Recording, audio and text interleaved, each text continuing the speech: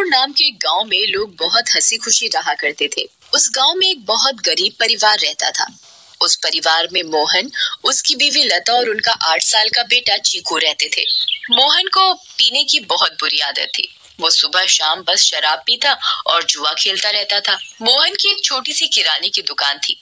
मोहन कभी भी उस दुकान को ठीक तरीके से नहीं चलाता था और जितना भी थोड़ा बहुत उस दुकान से कमाता था वो सारी कमाई शराब पीने और जुआ खेलने में उड़ा देता था। वो रोज शराब पीकर लता को मारता था और उसे घर चलाने के लिए कोई पैसे नहीं देता था।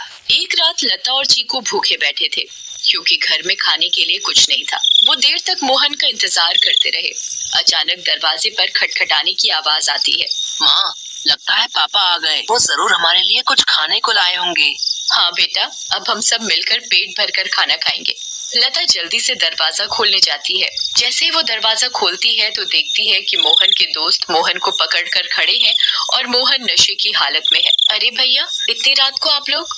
अरे भाभी जी, क्या बताएं, आज तो मोहन ने हद ही कर दी। इतनी शराब पी रखी थी कि इसे इतना भी होश नहीं था कि ये कहाँ पड़ा है। हम इसे चौराहे पर से उठा कर लाए हैं। अगर कोई गाड़ी वाला कुचल जाता तो बताओ, आप लोगों की तो जिंदगी खराब हो जाती। हाँ भाभी जी, बस आप लोगों का सोचकर हम इसे यहाँ ले आए, वरना तो इसका सबके साथ ऐसा व्यवहार है कि कोई इसकी मदद ना करे। मोहन के दोस्त मोहन को कमरे में ले जाकर लिटा देते हैं और वहाँ से चले जाते हैं। बेटा चीकू, आज हमें फिर से भूखा ही सोना पड़ेगा। मैं तेरे पापा के भरोसे तुझे और भूखा नहीं रख सकती। अब मुझे ही कुछ काम करना पड़ेगा। तो बस आज थोड़ी सी भूख बर्दाश्त कर ले। ठीक है माँ। चीकू और लता दूसरे कमरे में सोने चले जाते हैं। तभी मोहन नींद में बड़बड़ाने लगता है। थोड़ी देर बाद मोहन को होश आता है और वो खुद को अपने घर में पाता है। अरे ओ लता, कहाँ मर गई? मुझे बहुत तेज भूख लगी है, चल जल्दी से मेरे लिए खाना लेकर आ। लता बहुत गहरी नींद में सोई हुई होती है और उसे मोहन की आवाज सुनाई नहीं देती। मोहन 4-5 बार आवाज देता है पर लता नहीं उठती। मोहन गुस्से से लाल हो जाता है और कमरे में रखे एक मोटे से डंडे को उठाता है और दूसरे कमरे में जाता है जहां लता और चीकू सो रहे होते हैं। वो डंडे से लता को बुरी तरह पीटने लगता है। लता अचानक नींद से उठ खड़ी होती है। बचाओ बचाओ, मुझे मत मारो। मैंने क्या किया? मेरी क्या गलती है जो आप मुझे ऐसे बुरी तरह मार रहे हो? मैं आधे घंटे से आवाज दे रहा हूँ कि मुझे खाना दे दे और तू यहाँ घोड़े बेचकर सो रही है? ऊपर से मेरे साथ जुबान लड़ा रही है। मोहन लता को बहुत मारता है।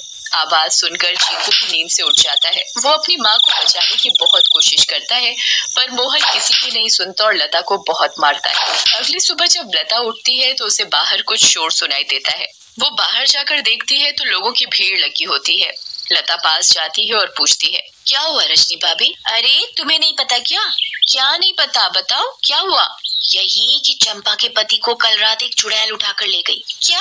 ये कैसी बातें कर रही हो भाभी आप? चुड़ैल वुड़ैल कुछ नहीं होता। आप भी किसी की बातों पर यकीन कर रहे हो। यकीन कैसे ना हो बहन, मैंने खुद अपनी आंखों से उस भयानक चुड़ैल को देखा है। उसके लंबे बाल, लंबे लंबे नाखून और दांत, उसकी लाल आंखें और डरावना चेहरा मैं कभी नहीं भूल सकती।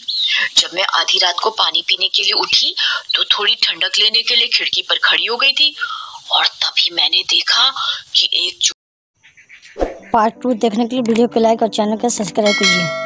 पार्ट 2 जल्द ही मिलेगा, तो वीडियो को लाइक और चैनल को सब्सक्राइब जरूर करें।